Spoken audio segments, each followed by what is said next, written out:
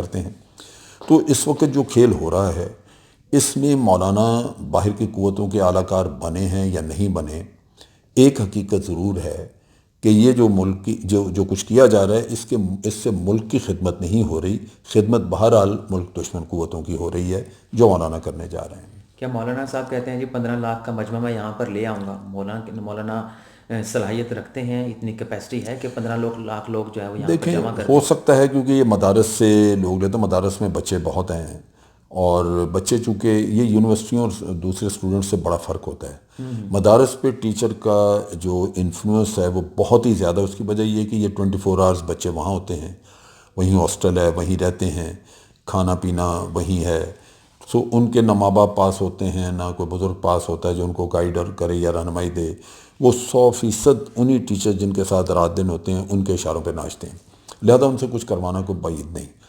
لیکن آپ دیکھیے کہ یہ جو مدارس کا قصہ ہے یہ کتنا بڑا مسئلہ بن سکتا ہے حکومتوں کے لیے. آپ نے دیکھا کہ طالبان کا لفظ کہاں سے نکلا. یہ طالبان طالب علم تھے انہی مدارس کے. بالکل. وہ پاکستانی طالبان بنے ہوں یا افغانی طالبان بنے ہوں.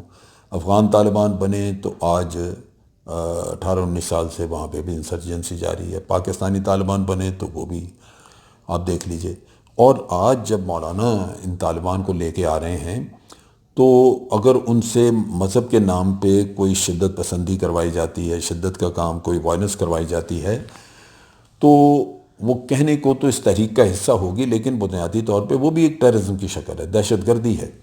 لہٰذا مدارس کو جب دینی علماء یا جو لوگ اپنے آپ کو سو کالڈ کہتے ہیں کہ ہم دینی علماء ہیں، ان کے کردار کے نقطہ نگاہ سے دیکھیں تو وہ ان کو مدارس میں مفت کھاتے میں، کیونکہ لوگ تو چندہ دیتے ہیں اس سے مدارس چلتے ہیں، اور مدارس میں بیٹھے ہوئے طلبہ وہ ان کے غلام ہو جاتے ہیں، وہ ان کا مس یوز کرتے ہیں. ان کو وہاں پہ ہر طرح کی خرافات بھی ہوتی ہیں، اور اس کے ساتھ ساتھ یہ کہ جب جی چاہیں ان کو حکومتوں کے خلاف بھی استعمال کر رہے ہیں. لہٰذا حکومت کو مدارس ان سے فوراً لے لینے چاہیے. ان کا کوئی تعلق نہیں ہونا چاہیے مدارس سے. اگر انہوں نے مدارس قائم کر دی ہیں بڑی اچھی بات، اس کا ثواب کمائیں ایک طرف ہو کے بیٹھ کے، اور حکومت اس کو فنڈنگ بھی دے، اور جو لوگ چندہ دیتے ہیں ان کا چندہ بھی حکومت وصول کرے، اور مدارس کو ٹھیک طریقے سے چلایا جائے. یہ کسی کی گھر کی لانڈی نہیں بننی چاہیے، کسی کی جائیداد نہیں بننی چاہیے کہ وہ اپنے مقاصد کے لیے اس کو استعمال کرے. تو یہ میں سمجھتا ہوں کہ ضروری ہے. اس کے لیے قوانین بھی پاس ہو جانے چاہیے کہ مدارس کے بچوں کو آپ باہر نہیں لا سکتے، نہ حکومت لا سکتی ہے نہ کوئی اور لا سکتا ہے. تو یہ کام کرنا چاہیے ان کو، تاکہ یہ جو اس طرح کی افراتفری کی سیاست کرنے والے لوگ ہیں جو صرف اپنی ذات کے لیے کرتے ہیں ان کا سدباب کیا جا سکے. سر جی، جیسے آپ نے بتایا کہ انتشار کی سیاست مولانا فضل الرحمان کرنے جا رہے ہیں، تو ایسی صورت میں حکومت کے لیے نہ ہوتے ہوئے مسائل تو پیدا ہوں گے. حکومت کمزور بھی ہو سکتی ہے، بے شک نہ حکومت کو گرا پائیں، لیکن حکومت کے جو وزراء ہیں ان کے بیانات کافی ترش سامنے آ رہے ہیں. آپ نے جیسے کہا کہ پری ایمپٹو میئر لینے کی ضرورت ہے، تو انہیں تو مولانا فضل الرحمان کے پاس جانا چاہیے کہ حالات ایسے نہیں ہیں، سیکیورٹی کے ایشو ہیں، کشمیر کا ایشو ہے، لیکن نہیں، یہ تو لگے ہوئے ہیں کہ ان کی ٹھیک ہے، بیان بازی میں احتیاط کرنی چاہیے، توش بیان یا اس طرح کے جیسے تلخیاں بڑے وہ نہیں کرنے چاہیے، لیکن مولانا کے پاس جا کے مولانا کو منانے کا کام نہیں کرنا چاہیے. یہ اچھا. انتہائی شرمناک کام ہوگا. آپ نے دیکھا کہ جب یہ سینٹ کے چیئرمین کو ہٹانا چاہ رہے تھے اس وقت حکومت کے لوگوں نے بہت ساروں نے جا کے تو ان کو روکنے کی کوشش کی کہ آپ یہ کام نہ کریں، لیکن مولانا بڑی ڈھٹائی سے اس پہ جمے رہے، بلکہ ان لوگوں کا مذاق اڑایا جو ان کے پاس آئے تھے، ان کے بارے میں پریس کانفرنسیں کی یا بیانات جاری کیے اور کہا کہ جی آ کے ہم منتیں کر رہے ہیں. ہوا کیا؟ منہ کی کھانی پڑی مولانا کو، منہ کی کھانی پڑی اس اپوزیشن والے کو، کیونکہ اپوزیشن کے اندر سے اپنے مفادات الگ ہیں. اس وقت ہوا کیا، اور آج بھی آپ اسی کو دیکھیں، اس چیز کو حکومت کو اس کو یوٹیلائز کرنا چاہیے. ہوا کیا؟ ہوا یہ کہ جب یہ سینٹ کے چیئرمین کو ہٹانا چاہ رہے تھے تو پیپلز پارٹی زرداری صاحب جو بہت ہی زیرک اور بہت میں سمجھتا ہوں گہری سوچ کا آدمی ہے، اس نے سوچا ہے کہ یہ سینٹ کے چیئرمین کو ہٹانے میں مجھے کیا ملے گا. سینٹ کا چیئرمین تو اس کی جیب کا آدمی ہے. سنجرانی کو دنیا میں کوئی ایک بچہ بھی نہیں جانتا تھا کہ یہ کون شخص ہے، یہ تو زرداری نے پیسہ لگایا اور اس کو چیئرمین بنوایا. اب وہ سنجرانی بھی جانتا ہے کہ جناب زرداری مجھے میرے لیے یہ کام نہ کرتا تو میں سینٹ کا چیئرمین ہوتا. سو سنجرانی جو ہے وہ زرداری کا شکر گزار ہے، اس کا تابع دار ہے، اس کے اشارے سمجھتا ہے. سنجرانی کو کسی سے اور کوئی لگاؤ نہیں ہے، وہ خوش ہے. اس کو عمران خان کی بھی تھپکی مل جاتی ہے، اس کو ادھر سے بھی زرداری صاحب بھی دے رہے ہیں. اسی طرح زرداری صاحب کے پاس ڈپٹی چیئرمین بھی ہے ان کا. اب ڈپٹی چیئرمین اور چیئرمین دونوں اس کی جیب میں ہیں. وہ بیوقوف ہے کہ 1.25 1.5 ارب جس پہ خرچ کر کے لگوایا تھا اس کو آج ہٹوا دے اس لیے کہ نون لیگ کا بندہ بیٹھ جائے ادھر. وہ کیوں کرے گا یہ؟ لہذا انہوں نے ایک پالیسی، ایک اسٹریٹجی ورک آؤٹ کی. انہوں نے مولانا کو تو کہا جی ہم ساتھ ہیں، سب کو ان کو کہا ساتھ ہیں، لیکن اپنے لوگوں کو کہا کہ بھئی جب ووٹ ڈالنا تو ووٹ آپ خلاف ڈالیں گے، سنجرانی کو ہٹانا نہیں ہے. لہذا ان کے لوگوں نے اپنی پارٹی کی عادت کے کہنے کے مطابق کام کیا، تبھی پکڑا نہیں جا سکا. یہاں پہ فیصلہ ہوا کہ جناب سارے پارٹیاں مل کے تو ایک بنائیں ٹیم، ایک کمیٹی بنائیں جو تحقیقات کرے گی ساری پارٹیوں کی کہ ان میں سے کون سے لوگ ہیں جنہوں نے بیک سٹیپنگ کی ہے. بالکل. لیکن پیپل پارٹی اس کھیل سے نکل گئی. پیپل پارٹی نے کہا جی نہیں، اپنی اپنی پارٹی کے علیحدہ علیحدہ کمیٹی بنائیں. کیوں انہوں نے یہ کیا؟ اگر پیپلز پارٹی اس کھیل میں مختلف نہیں تھی، ان سے ہٹ کے نہیں تھی، اس کی اپنی گیم نہیں تھی، تو پیپل پارٹی کو کیا تنگی تھی؟ وہ کہتے ٹھیک ہے بنائیں. اور پھر اس کے بعد پیپل پارٹی گول کر گئی سارا کام. تو آج بھی مولانا جس کھیل پہ لگا ہوا، باقی دنیا ساری اس کھیل کو نہیں چاہتی.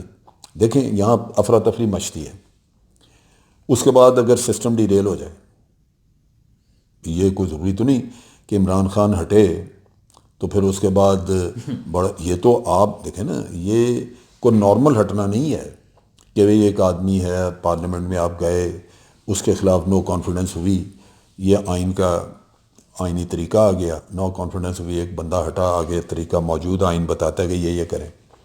اب آئین آپ کو یہ تو نہیں بتاتا کہ اگر آپ کسی کو جا کے آپ 2-4 لاکھ بندہ لے کے اگر کسی کے پرائم منسٹر ہاؤس کے باہر بیٹھ جائیں اور اس کا گھیراؤ کر کے پتھر مار مار کے تو اس کا حلیہ بگاڑ دیں اور اس کی حکومت چلی جائے، تو نہ ہی آئینی طریقہ نہ آگے آئین کے مطابق کو بات ہوگی.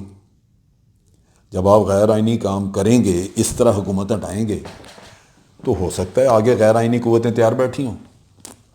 یہ خطرہ نہ نون لیگ مول لینا چاہے گی، نہ ہی مول لینا چاہیں گے پی پی پی والے کہ جناب سسٹم ڈی ریل ہو جائے. کیا پتہ سسٹم ڈی ریل ہو تو کل کو جو احتساب ہو پہلے سے 6 گنا زیادہ تیز ہو جائے، تو یہ جو کرپشن میں ڈوبے ہوئے حضرات ہیں ان کے لیے تو موت ہو جائے گی. سو وہ سسٹم کو بچا کے رکھنا چاہیں گے. وہ چاہیں گے کہ ایسا کوئی قدم نہ کیا جائے. احتجاج کریں، مطالبات پیش کریں، لیکن ایسا کوئی کام نہ کریں جس سے کہ سسٹم کی بساط لپیٹ دی جائے. مولانا اپنے بغض میں، اپنی دشمنی میں، اپنے جو زہر اگل رہے ہیں اس کے اندر وہ اتنے، یعنی ان کی سوچ اتنی جواب دے چکی بھی ہے کہ وہ کچھ اور سوچ، وہ کہتے ہیں جی بس ڈو اینڈ ڈائی، تباہ کر دو سارا کچھ. ان کو نتائج کی طرف توجہ نہیں، وہ صرف ایک چیز، ایک تو عمران خان سے ان کی دشمنی تھی پہلے کی، بالکل. کے پی کے سے ہی ان کی آپس میں بڑی دشمنی تھی. اوپر سے عمران خان الیکشن جیت گیا. دنیا کی جتنی بھی باہر سے آبزرورز آئے تھے یا باہر سے آرگنائزیشنیں آئی ہوئی تھیں اس ملک کے الیکشنز کو مانیٹر کرنے کے لیے، انہوں نے سب نے، فافن ہو یا کوئی بھی یورپین یونین کی ٹیم تھی، انہوں نے سب نے کہا کہ جی یہ الیکشن پہلے الیکشنز کی نسبت زیادہ شفاف تھے. لیکن اپوزیشن نہیں مانتی، مولانا تو بالکل ہی نہیں مانتے. بھئی اگر ایسی کوئی بات ہے، اگر الیکشن آپ سمجھتے ہیں کہ فلاں دھاندلی ہوئی، تو اسپیسیفک کیس لے کے آئیں، اسپیسیفک کیس لے کے آئیں. اب ان سے پوچھیں کتنے ہیں ان کے کیس جو الیکشن کمیشن میں پڑے ہوئے ہیں یا عدالتوں میں ہیں کہ جی سپریم کورٹ میں یہ چلے گئے کہ جی فلاں نے یہ دھاندلی کی ہے کہ وہ، کوئی نہیں. سو یہ ان کو پتہ ہے اندر سے کہ الیکشن ٹھیک ہوا ہے، لیکن افراتفری مچانے کے لیے ان کے پاس اور کوئی ہے نہیں چیز. میں نہ مانوں والی بات ہے نا سر. اب بے شک کہیں کہ جی مہنگائی ہے، عوام لٹ گئے، عوام بالکل ہے، لیکن عمران خان نے بڑے بولڈ سٹیپ لیے ہیں. یہ عوام کو دھوکہ دیتے رہے ہیں، جعلی طریقے سے اپنی اسٹیٹ بینک سے ڈالر انجیکٹ کروا کے مارکیٹ کو کنٹرول کرنا، ڈالر کا ریٹ کنٹرول کیا، یہ کر وہ کر، مہنگائی کنٹرول. لیکن کیا ملک اس طرح چل سکتا ہے کہ آپ جعلی طریقوں سے کریں؟ اکانومی تو بڑی اپ فرنٹ آپ نے اپنی پلاننگ کرنی ہے. آپ اپنی قوم کو دھوکے میں رکھ کے نہیں کر سکتے، ورنہ تو کسی نہ کسی وقت یہ کولیپس کرے گی چیز. بالکل. تو آج میں سمجھتا ہوں کہ عمران خان نے جو سٹیپ لیے تھے وہ بے شک اس کو مجبوری تھی کہ اس نے آئی ایم ایف کے دباؤ میں یہ لیے، لیکن بارصورت سے جان نہیں چھوٹ سکتی تھی. بہت بڑی وجہ یہ ہے کہ جو قرضے پہلے اتنے زیادہ انہوں نے لیے تھے وہ قرضے اتارنے ہیں. $10.5 ارب کا قرضہ اس سال عمران خان نے دیا ہے. وصولی وہ کرتے رہے، پیمنٹ اس کو کرنی پڑ گئی آ کے. $10.5 ارب، یہ تو ملک کماتا ہی نہیں اتنا. آپ نے قرضے لے کے قرضے ادا کیے. بالکل. پھر جب قرضے لیتے ہیں اور لوگوں کو پتہ ہے کہ آپ ان کے رحم و کرم پہ ہیں، پھر وہ آپ سے اپنی شرائط منواتے ہیں. اب آہستہ آہستہ چیزیں بہتر ہو رہی ہیں. ابھی آپ دیکھیں اسٹاک ایکسچینج کتنا اچھا ہو گیا. تو یہ چیزیں بہتر ہو رہی ہیں. یہ مولانا صبر کرنے کو تیار نہیں ہے اس میں. بالکل ایسا. ناظرین، آپ نے امجد شریف صاحب کی گفتگو سنی. امید ہے کہ آپ کو ان کی گفتگو پسند آئی ہوگی اور آپ کے فیڈ بیک کا ہمیں انتظار رہے گا. اگلے پروگرام میں آپ سے پھر ملاقات ہوگی. اللہ حافظ.